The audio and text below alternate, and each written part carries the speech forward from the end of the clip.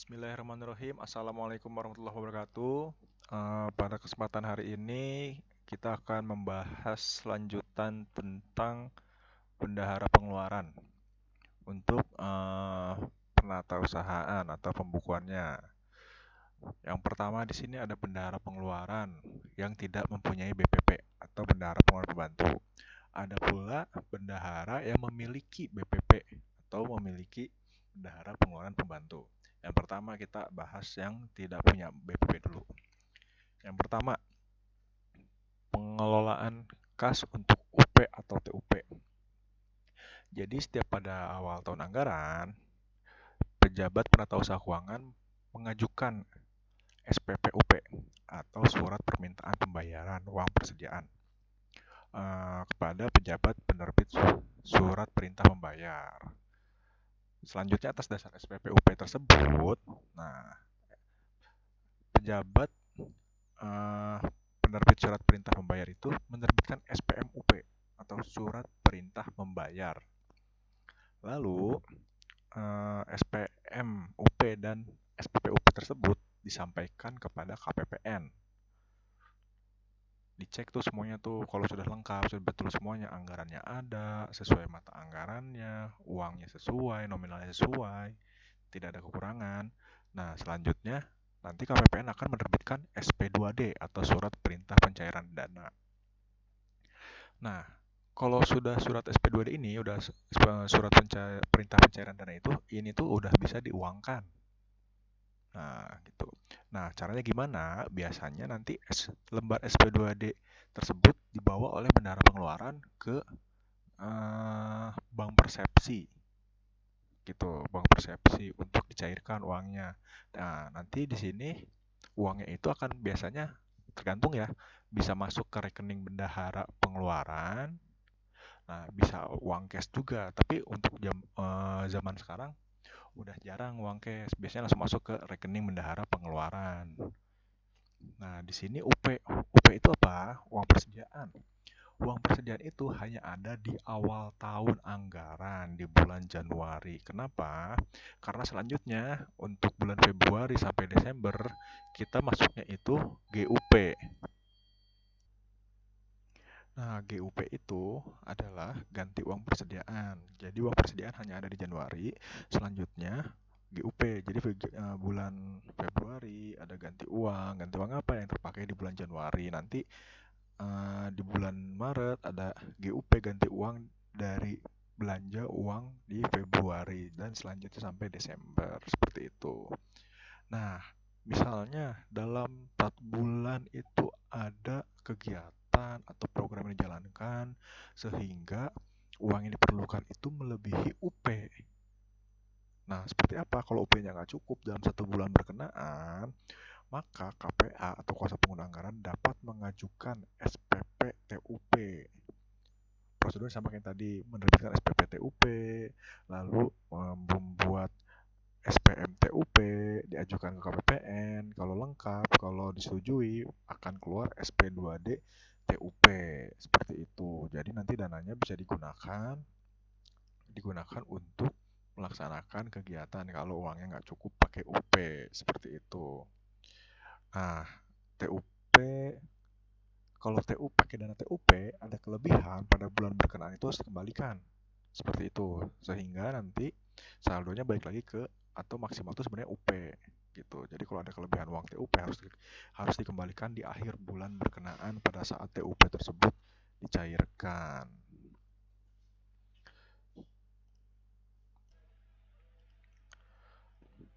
Dana UP atau TUP yang ada dalam pengelolaan bendahara pengeluaran harus ditetapusahakan, dicatat dan dibukukan dengan baik dan tertib. Nah, di sini pelaksanaan pembayaran UP atau TUP hanya dilaksanakan apabila ada perintah dari PA atau KPA. Melalui apa? Tadi melalui SPP dan SPM. Nah, gimana caranya? Nah, sebelum melakukan pembayaran, bendahara pengeluaran pun harus teliti. Yang pertama, dia harus memeriksa apa aja sih kwitansi atau tanda terima, faktur pajaknya ada enggak, dan dokumen yang menjadi dasar-dasar hak tagih gitu. Terus yang kedua, menguji kebenarannya, benar nggak sih misalnya volumenya, perkaliannya, pejumlahannya, betul nggak gitu.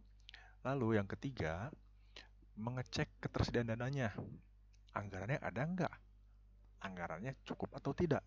Seperti itu.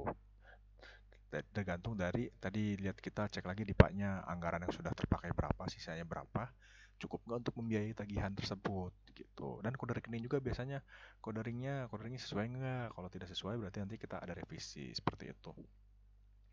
Nah, bendahara pengeluaran wajib menolak kalau misalnya ada ketidaklengkapan gitu. Jadi minta dilengkapin dulu sebelum cairan. Kalau udah dilengkapin barulah terbitkan SPP SPM untuk diajukan ke KPPN. Nah, terus selanjutnya, oh iya, menurut ketentuan perpajakan, bendahara pengeluaran pun sebagai wajib pungut. Kalau kalian ingat mata kuliah perpajakan, ada tuh pemungut bendaharawan pemerintahan. Nah, sekarang pada saat kita jadi bendahara pemerintah, nah kita belanja, kita yang pungut pajaknya. Apakah itu PPN atau PPH, kita yang pungut. Seperti itu. Jadi nanti yang diterima oleh si rekanan atau si toko adalah nilai bersihnya seperti itu. Nah, di sini bukti-bukti pembayaran selanjutnya disampaikan kepada PPK. Tadi tuh yang saya udah bayar-bayar, saya bulan Januari kita punya UP.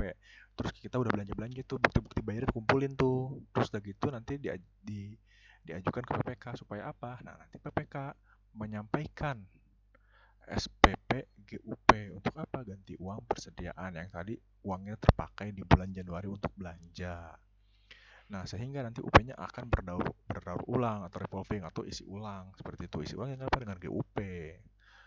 Terus, tadi kan ceritanya kalau pada bulan berjalan itu kan Januari ada UP, dari Februari sampai Desember ada GUP atau ada TUP. Nah, nanti di akhir tahun sisa UP-nya itu harus disetorkan ke kas negara. Jadi saldo kas di bendahara pengeluaran itu akhir tahun itu harus nol. Kalau tidak ada kendala ya, kalau tidak ada kesalahan hitungan harus nol. Seperti itu. Nah, lalu di sini tadi kan ada UP, udah TUP dan GUP lah. Nah, sekarang ada pengelolaan kas lain UP atau TUP. Apa itu? Nah, di sini kita pun bendahara pengeluaran mengelola uang yang berasal dari SP2DLS. Apa itu? Surat perintah pencairan dana langsung. Gitu. Apa? Nah, yang ditujukan kepadanya. Nah, di sini dari pajak-pajak pemotongan pembayaran dilakukan oleh sumber penerimaan lainnya menjadi hak potong. Nah, di sini jadi ada kita nerima uang juga, uang LS namanya. Ada yang LS melalui bendahara, ada LS yang langsung ke rekanan atau ke penyedia atau ke pihak ketiga, seperti itu. Nah, ini mungkin yang B ini uang titipan LS yang dititipkan melalui bendahara, seperti itu. Nah, di sini nanti ada biasanya di LS itu ada potongan-potongan pajak, terus ada penerimaan lainnya yang tidak dapat digunakan langsung untuk melakukan pembayaran. Nah, di sini ada pajak-pajak penerimaan lainnya harus disetor ke kas negara melalui SSP, surat setoran pajak, untuk yang digunakan untuk menyetorkan pajak. Terus ada juga misalnya ada pengembalian pajak nih, ada SSPB, surat setoran pengembalian belanja, misalnya belanja kelebihan seperti itu. Lalu ada juga yang digunakan untuk penyetoran pengembalian belanja tahun anggaran berjalan. Di sini surat setoran bukan pajak. Jadi misalnya kalau SSPB itu dilakukan pengembalian belanjanya yang tahun lalu yang kelebihan seperti itu. Kalau yang sekarang SSBP itu untuk yang penyetoran yang tahun anggaran berjalan seperti itu. Mohon maaf koreksi. Surat setoran pengembalian belanja itu untuk pengembalian belanja tahun berjalan, dan surat setoran bukan pajak itu digunakan untuk penyetoran untuk penerimaan lainnya di luar pajak seperti itu. Nah, di sini ada SP2DLS bendahara nih ya, SP2DLS bendahara. Harus dibayarkan oleh bendahara pengeluaran kepada yang berhak. Nah, siapa? Biasanya kanan atau pihak ketiga, atau misalnya gaji PNS dulu untuk golongan biasanya golongan 1 2 itu uangnya masih cash. Masih uang cash gitu. Jadi ada SP2DLS melalui bendahara, nanti bendahara ngambil uangnya ke bank, lalu terbagikan kepada pegawai PNS yang untuk golongan 1, golongan 2, seperti itu. Nah, selanjutnya baru kita masuk sekarang ke pembukuan. Nah, ini penting kenapa? Karena pembukuan bendahara ini yang pasti keluar juga pada saat UTS nanti. Pengalaman udah beberapa tahun terakhir ini untuk UTS di mata kuliah akuntansi pemerintah ini pasti keluar pembukuan bendahara pengeluaran. Apalagi soal untuk pembukuan bendahara pengeluaran ini cukup banyak dan variatif dibanding pembukuan bendahara penerimaan. Oke, sekarang kita lihat aja nih aktivitasnya ada 4. Nah, yang pertama penerbitan SPM oleh kuasa pengguna anggaran. Nah, di sini SPM ini tapi SPM yang sudah disetujui atau sudah di ACC.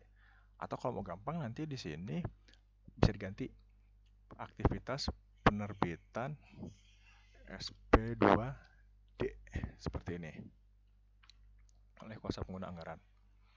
Nah, selanjutnya yang kedua, aktivitas apa? Pembayaran atas uang yang bersumber dari UP. Nah, yang ketiga, aktivitas pembayaran uang bersumber dari SPMLS atau di sini juga boleh ganti SP2DLS yang ditujukan kepada bendahara. Yang selanjutnya disebut SP2DLS bendahara. Nah, kalau ada kata bendaharanya ini yang melalui bendahara. Yang terakhir aktivitas lainnya. Oke, sekarang pembukuan dokumen sumber pembukuan bendahara pengeluaran kayak biasa tuh ada BKU juga dan buku-buku kas membantu berdasarkan kelompok aktivitas. Yang udah pasti sama kayak kemarin pembukuan bendahara penerimaan, buku kas umum itu yang merangkum keseluruhannya yang pasti masuk pencatatannya di BKU dan buku-buku pembantu lainnya tergantung dengan kondisinya apakah masuk ke buku pembantu yang mana. Sama kayak kemarin, tidak semua buku pembantu dimasukkan, tergantung kondisi dan soalnya. Oke, kita masuk ke aktivitas pertama. Di sini penerbitan SPM oleh kuasa pengguna anggaran. Oke, SPM oleh kuasa pengguna anggaran yang pertama. Kalau pertama itu di awal tahun sama kayak kemarin pembukuan bendahara penerimaan itu, kita di awal tahun itu menerima Pagudipa, tapi ya sudah disahkan. Nah, di situ merupakan pagu anggaran tertinggi. Nah, gimana kalau kita terima DIPA, kita langsung bukukan di BKU. Nih, dibukukan pada sisi debit kredit atau in out pada BKU dan dicatat sesuai MAK. Pada MAK itu mata anggaran keluaran berkenaan pada buku pengawasan anggaran belanja. Selanjutnya, yang kedua, ada contohnya, ada SPMLS. Ada SPMLS kepada pihak ketiga. Seperti itu, yaitu realisasi belanja yang dilakukan oleh KPA atau kuasa pengguna anggaran dan mengurangi atau membebani pagu anggaran yang disediakan dalam DIPA. Nah, ini mengurangi anggaran belanjanya. Pelaksanaan pembayaran atas SPM jenis ini yang telah diterbitkan SP2D-nya. Oke, kata kuncinya SP2D-nya ya, maupun dari rekening koran, langsung dilakukan dari kas negara kepada pihak ketiga atau rekanan. Gimana pembukuannya? Nah, pembukuannya kita lihat di sini, dibukukan di BKU pada sisi debit dan kredit. Oke, BKU-nya dicatat debit dan kredit. Lalu dari BKU langsung ke buku pengawasan anggaran belanja, dicatat mengurangi pagu anggaran pada kolom mata anggaran berkenaan. Misalnya kode rekeningnya 511 sekian atau 521 sekian sekian sekian sekian. Seperti itu. Nanti kita langsung latihan, ada contoh latihannya ya. Selanjutnya yang ketiga ada penerbitan UP. Di sini ada SPM UP dinyatakan sah. Nah, lihat di sini nih. SP2D-nya sudah terbit. Merupakan dokumen sumber. Berfungsi sebagai bukti penyediaan UP. Nah, gimana cara pembukuannya? Pertama, kita terima di BKU-nya, kita debit di BKU, Terus di sini kita debit juga buku pembantu kas. Lalu di sini kita debit juga buku pembantu UP atau buku pembantu persediaan. Tapi di sini tergantung kondisinya. Kalau misalnya si bendahara pengeluaran menerima uang kas, berarti yang didebit di buku pembantu kas. Namun kalau misalnya si bendahara pengeluaran menerima atau masuk ke dalam rekening bendahara penerimaan, berarti di sini di debitnya itu di buku pembantu bank. Seperti itu. Lalu di sini sebesar nilai potongan, kalau ini nilai bruto ya, kalau ada nilai potongan, sebesar nilai potongannya, di sini kita ada potongannya kalau ada ya, nilai potongannya kita kredit pada BKU dan buku pembantu kas, tadi tergantung nih antara buku pembantu kas atau buku pembantu bank, masuk ke mana, sama buku pembantu UP. Jika ada potongan ya, nilai potongannya dikredit seperti itu. Selanjutnya, ada SPM TUP. Tapi ingat ya kata kuncinya, kalau ada SP2D TUP-nya sudah terbit. Nah, kita lakukan apa? Hampir sama kayak menambah UP di sini, bukan menambah UP, sorry. Kalau ada SPM atau SP2D UP, kita debit nilainya sebesar nilai bruto pada BKU atau buku kas umum, lalu buku pembantu kas atau buku pembantu bank, tergantung dia masuknya ke rekening atau menerima uang kas. Yang ketiga, buku pembantu UP, jadi menambah UP. Sebenarnya di sini buku pembantu UP itu hanya untuk controlling UP kita ada berapa. Walaupun di sini TUP, tetap kita di sini masukkan ke dalam buku pembantu UP karena sama-sama UP. Cuma nanti saldonya harus diingat, misalnya TUP-nya berapa sih, terpakai berapa sih TUP-nya, apakah sudah terpakai semuanya, seperti itu. Nanti ada contoh soalnya ya. Lalu selanjutnya nomor 5 ada SPM GUP yang tadi tuh. SPM GUP untuk mengganti uang UP yang terpakai di bulan bulan Januari dan belanja bulan Februari dan selanjutnya sampai Desember. Nah, caranya apa? Sama seperti pada saat menerima UP di BKU kita debit, lalu buku pembantu kas atau pembantu bank kita debit, tergantung dia berkurangnya di mana. Tergantung si bendahara menerimanya di mana, apakah uang kas ataukah melalui bank. Terus buku pembantu uang persediaan ini debit. Nah, namun untuk GUP ada di sini pengesahan di buku pengawasan anggaran belanja. Nah, itu ntar nominal total yang dibelanjakan itu total GUP-nya. Nah, kita sahkan. Yang melakukan pengesahan ialah KPPN, seperti itu. Lalu kalau ada potongan ya tinggal dikredit pada BKU, buku pembantu kas atau buku pembantu bank, lalu ada di buku pembantu UP. Seperti itu. Selanjutnya, nah, ada SPM GUP nihil. Dinyatakan sah telah terbit SP2D GUP nihilnya. Untuk apa SPM GUP nihil? SPM GUP nihil itu hanya biasanya ini hanya terjadi di bulan Desember atau di bulan kalau misalnya anggaran sudah habis, itu untuk pengesahannya aja. Seperti itu. Kan kalau si KPPN itu mengesahkan harus ada dasarnya tuh, pengesahan belanjanya untuk mulai anggarannya seperti apa. Nah, melalui SPM atau SP2D GUP nihil tersebut. Caranya seperti apa? Nah, dibukukan sebesar nilai bruto sisi debit kredit. Nah, terus udah gitu di BKU. BKU-nya debit kredit udah ya tadi ya.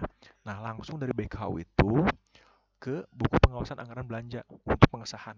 Jadi di sini kita nggak terima uang atau tidak ditransfer uang melalui bank atau melalui kas tunai, sehingga langsung ke buku pembantu pengawasan anggaran belanja dan tidak juga masuk ke buku pembantu UP karena tidak menambah UP. Seperti itu. Selanjutnya di nomor 7 ini ada SPMLS bendahara. Nah, ini yang melalui bendahara. Karena melalui bendahara pasti uangnya mampir di bendahara, tapi kata kuncinya yang diterbitkan SP2D-nya. Oke. Nah, gimana caranya? Pembukuannya hampir sama kayak yang UP atau TUP. Nah, di sini kita debit BKU, pembantu kas atau pembantu bank tergantung menerima di mana. Lalu di sini ada buku pembantu LS bendahara. Tidak melalui buku pembantu UP. Hanya di sini bedanya melalui buku pembantu LS bendahara. Lalu terakhir dicatat mengurangi pagu pada buku penguasaan anggaran belanja. Kenapa di sini kalau LS itu langsung mengurangi pagu?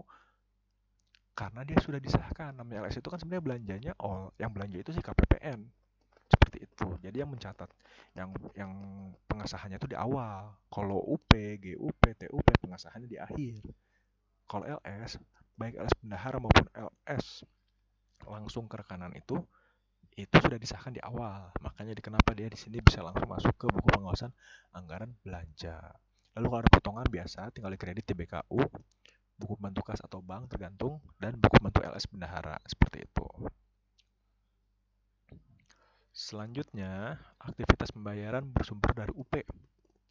Nah, biasanya UP itu kalau di swasta itu petty cash. Uang yang dari bendahara, uang kas yang dipegang oleh bendahara. Gitu, petty cash kalau di itu biasanya di komersil. Nah, di sini misalnya kita melakukan pembayaran atau melakukan belanja ATK atau belanja apa, makan minum, perjalanan dinas seperti itu ya. Nah, di sini ada kwitansi dicatat sebesar apa? Nilai bruto. Nilai bruto sesuai dengan kwitansi. Caranya gimana? Tinggal dikredit. Apa aja yang dikredit? Di buku apa aja? Di buku kas umum, udah pasti ya BKU ya, yang rangkum semuanya. BKU dikredit. Lalu di sini ada buku pembantu kas tunai.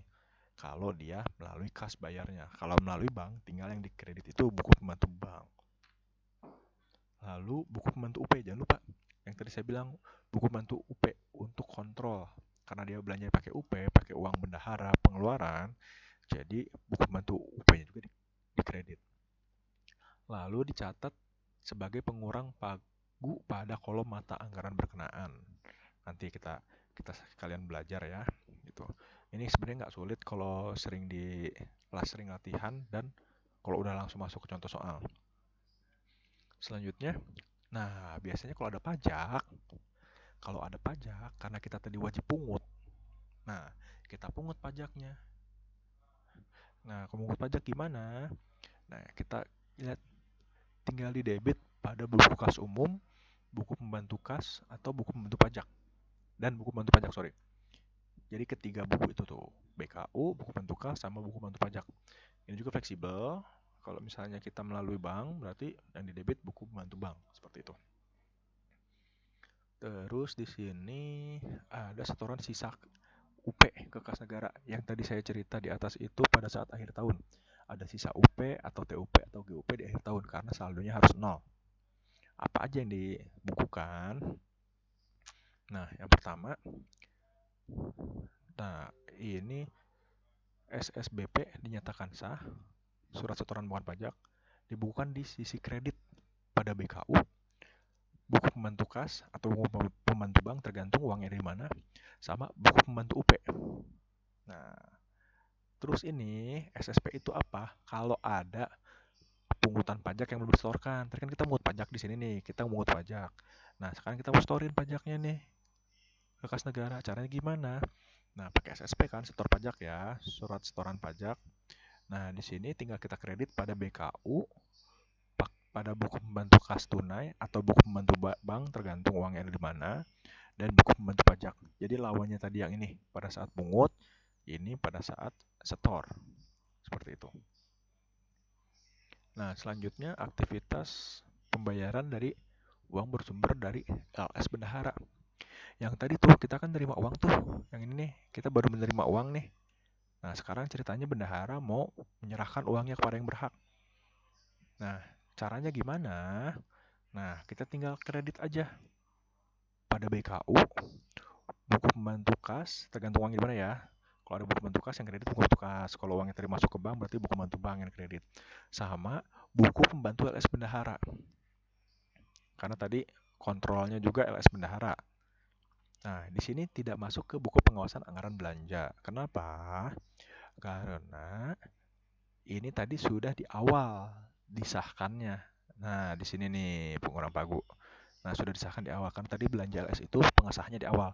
Baik LS bendahara ataupun LS yang langsung ke rekanan atau pihak ketiga. Seperti itu.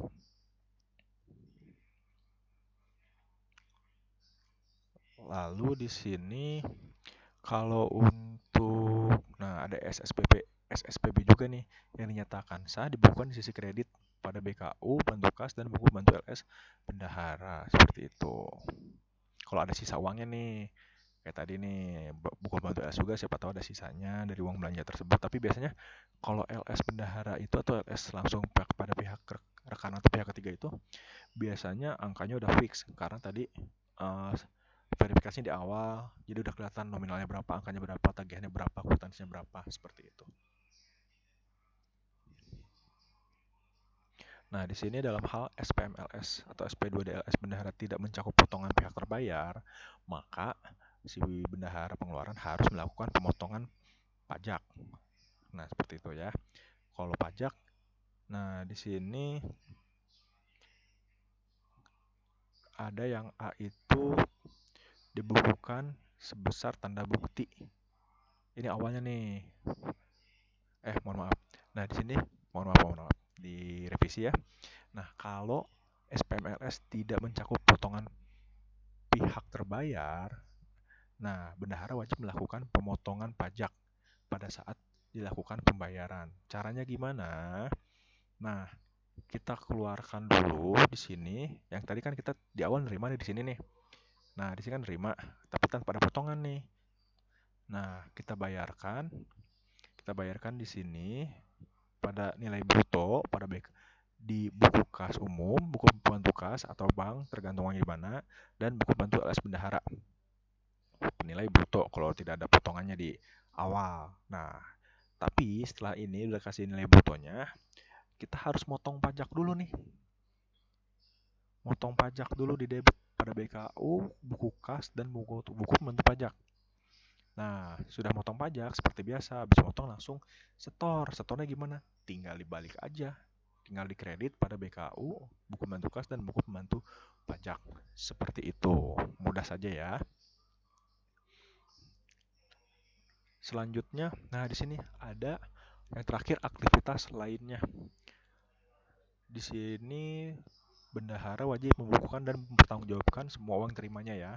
Lalu selanjutnya di sini ada untuk menampung kemungkinan adanya penerimaan bendahara di luar aktivitas. Contohnya, misalnya dia nerima uang titipan nggak masuk anggaran seperti itu, dan misalnya nggak punya bendahara penerimaan seperti itu ya. Nah, kita jadi ada uang orang nitip tapi kita storein lagi ke kas negara. Caranya seperti apa? Namanya kita menerima uang pasti di debit mana aja. Pertama pasti BKU. Yang kedua buku pembantu kas. Tergantung nih kita nerimanya kas atau transfer atau melalui bank. Kalau melalui kas tunai berarti masukin di debit buku pembantu kas. Kalau melalui bank berarti buku pembantu bank di debit dan buku pembantu lain-lain. Nah, tidak masuk ke UP atau tidak masuk ke buku pengawasan anggaran.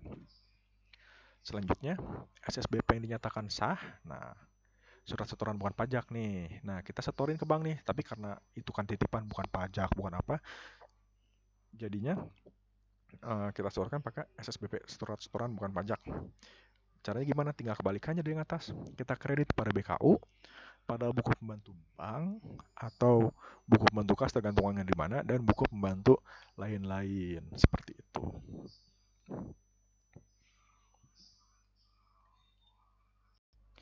Selanjutnya untuk bendahara pengeluaran yang mempunyai BPP. Pembukuan bendahara pengeluaran BPP pada dasarnya tidak berbeda dengan pembukuan bendahara pengeluaran yang tidak mempunyai BPP. Tapi yang bedanya apa? Yaitu kita sebagai bendahara pengeluaran harus menyalurkan dana ke dari rekening atau dari kas bendahara pengeluaran kepada BPP. Nah, nanti BPP yang membelanjakan uangnya membukukan seperti pembukuan bendahara pengeluaran, lalu nanti hasilnya atau melaporkan hasil belanjanya itu atau pembeliannya itu kepada bendahara pengeluaran seperti itu.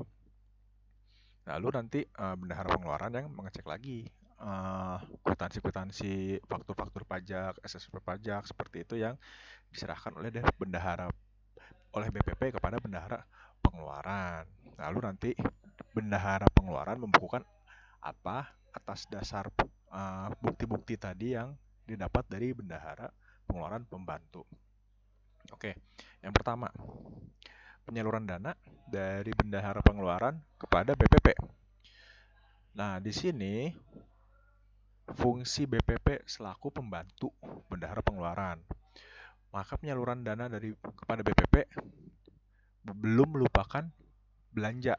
Jadi kita ngasih uang kepada BPP itu nggak diakui belanja, sehingga tidak mengurangi buku pembantu UP atau tidak mengurangi anggaran pada buku pengawasan anggaran pengeluaran. Nah, jadi di sini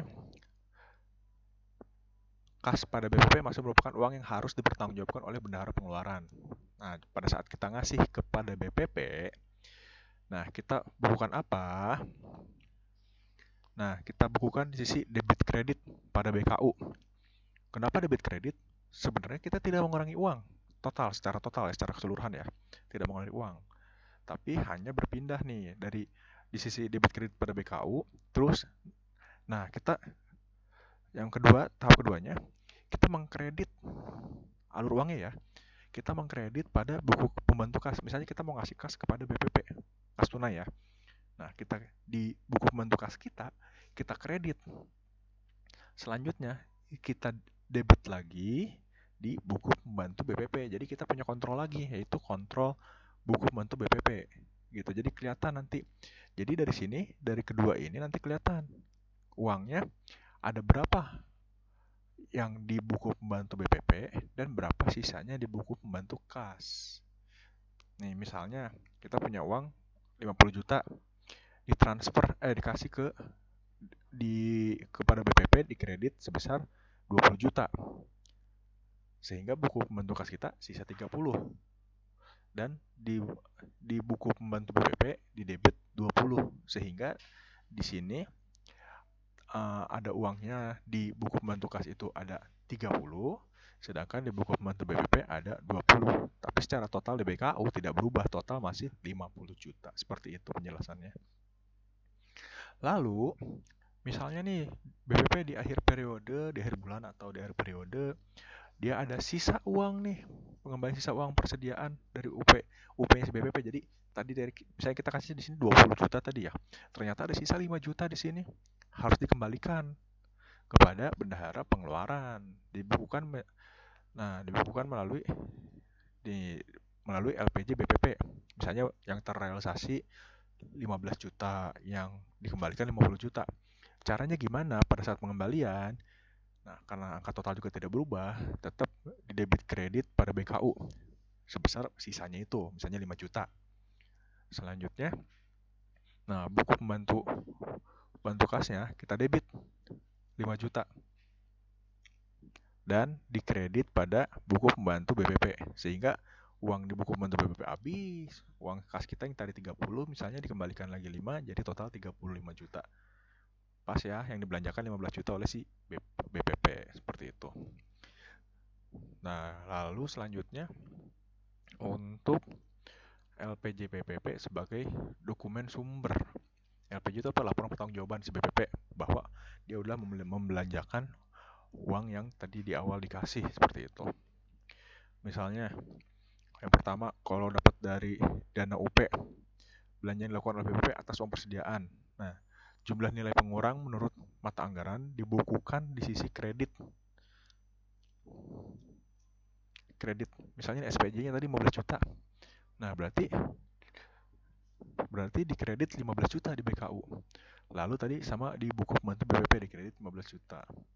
Nah, karena di sini sebenarnya uang si BPP juga adalah uang sebenarnya pengeluaran dan udah direalisasikan dengan adanya LPJ, maka kita sudah bisa mengurangi buku pembantu UP sebesar 15 juta juga dan dicatat sebagai pengurang pagu sama kayak waktu di bendahara pengeluaran. Karena UP terpakai, otomatis buku pengawasan anggaran belanja juga harus dicatat. Caranya gimana?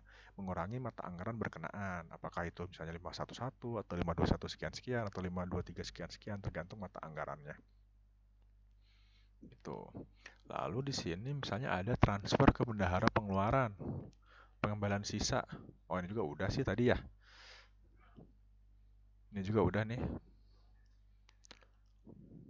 Sama kayak yang tadi yang ini. Nah, pengembalian sisa uang sudah bisa kita lewat.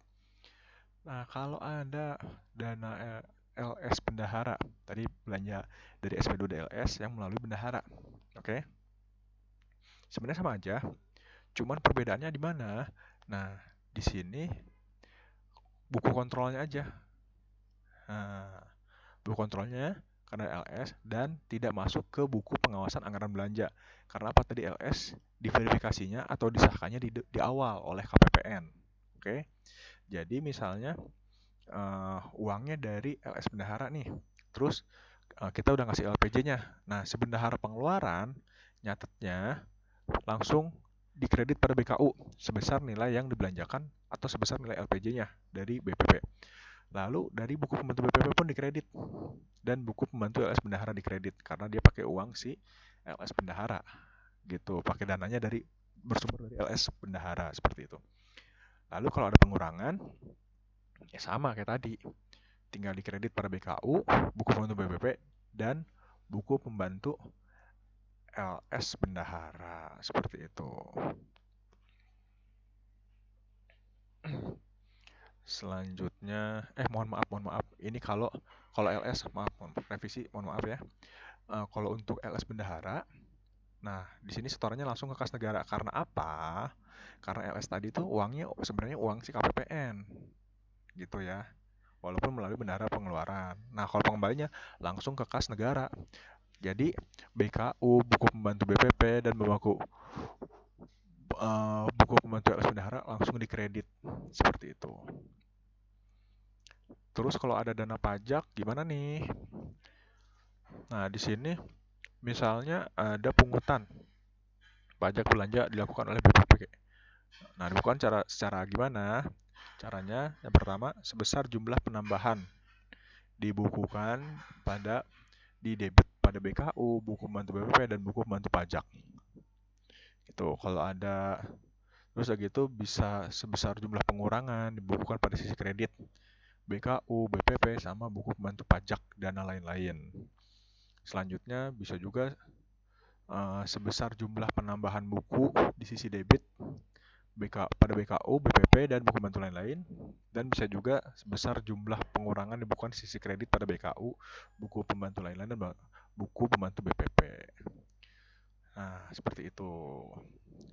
Ini contoh BKU. Hampir sama ya formatnya ya. Cuma ada tanggal, nomor bukti, tanggal diisi tanggal terjadi transaksinya, nomor bukti. Kalau untuk di BKU itu bisa berurutan ya, berurutan. Nah, nanti nomor bukti ini bisa nyambung atau ngeling istilahnya ke nomor buku pembantu yang lain sampai dengan ke buku pengawasan anggaran belanja. Uraian, ya tinggal diisi uraian transaksinya seperti apa. Ini posisi debit, kalau menambah, kredit atau mengurangi, saldo, selisih dari debit dan kredit. Seperti itu. Selanjutnya BA Recon pun bisa ntar sekalian latihan kita isi ya nanti. Nah, di sini ada buku pembantu.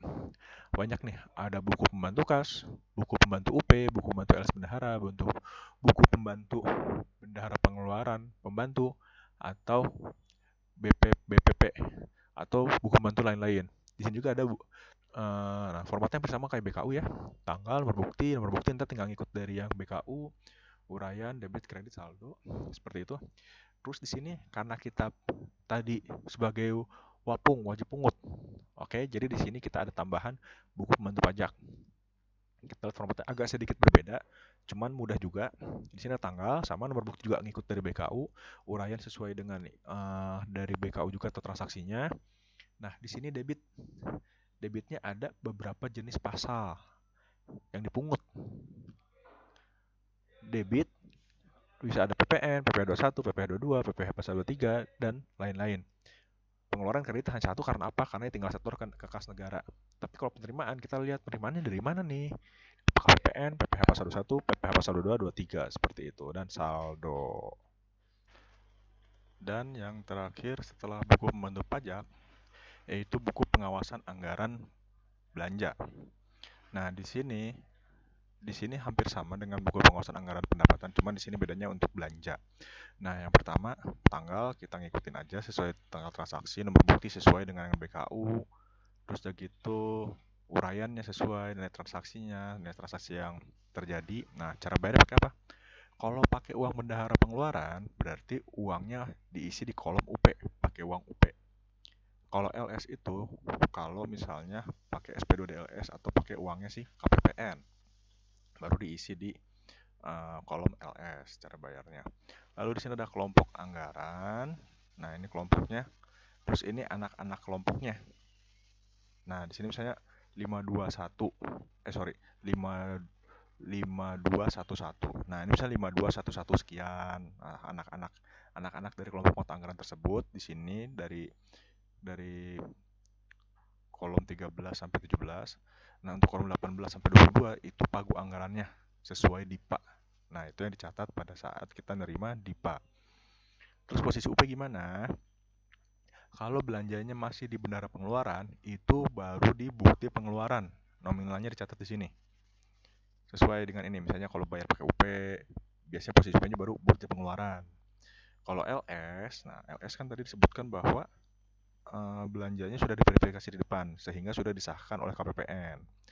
Atau bagaimana cara untuk nanti misalnya si bendahara pengeluaran udah belanja-belanja pakai UP pada bukti pengeluaran, pada saat permintaan GUP atau GUP nihil, pada saat SP2D-nya ya, SP2D terbit GUP nihil atau SP2D GUP, nah ini baru bisa pindah nominalnya ke sini totalnya yang sudah dipakai, misalnya dari 50 juta terpakai 30 juta, berarti nanti sudah disahkannya 30 juta kalau sudah keluar nilai SP2D GUP nihil atau SP2D GUP, seperti itu.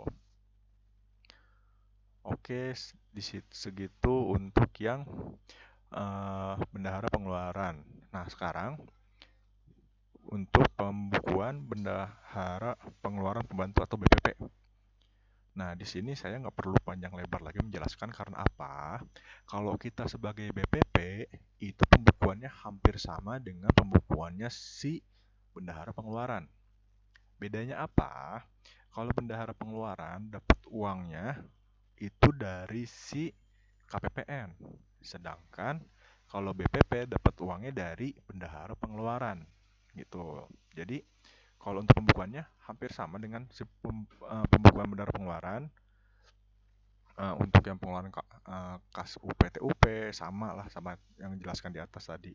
Terus udah gitu di sini ada pengeluaran kas lain selain UP atau TUP, pembukuan BPP ini sama semuanya. Sama semuanya. Nah, sama semuanya hampir sama. Cuman pertanggungjawabannya aja. BPP mempertanggungjawabkannya kepada bendahara pengeluaran. Bendahara pengeluaran mempertanggungjawabkan kepada KPPN. Nah, untuk buku BKU, buku-buku pembantunya hampir sama. Hampir sama formatnya, malah sama. Semuanya sama. Bedanya apa? Nah, bedanya ini kalau di untuk bendahara pengeluaran, bukunya itu buku pembantu, buku pengawasan anggaran belanja. Kalau yang ini buku pengawasan anggaran UP. Karena apa? Karena uangnya bukan anggaran, karena uangnya dari uang sebenarnya pengeluaran. Jadi di sini buku pengawasan anggaran UP. Nah, format untuk buku pengawasan ini juga hampir sama. Bedanya apa? Dia nggak ada LS. Karena si bendahara pengeluaran pembantu belanjanya pakai uang si bendahara pengeluaran, bukan pakai LS. Nah, terus di sini juga nih. Nah, di sini pun nih sama nih tuh anggaran-anggarannya pun sama, anggaran yang dipegang oleh BPP tuh apa aja. Nah, posisi UP-nya lihat bukti pengeluaran, kalau dia masih belanjanya di BPP masih bukti pengeluaran.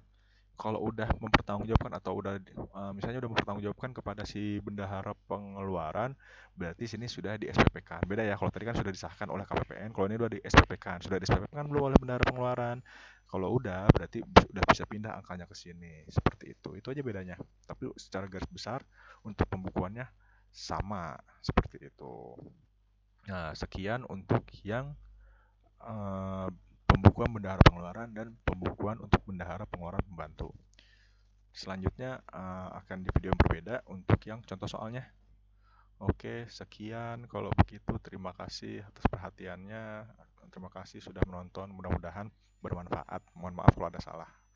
Wabillahi taufiq wal hidayah. Wassalamualaikum warahmatullahi wabarakatuh.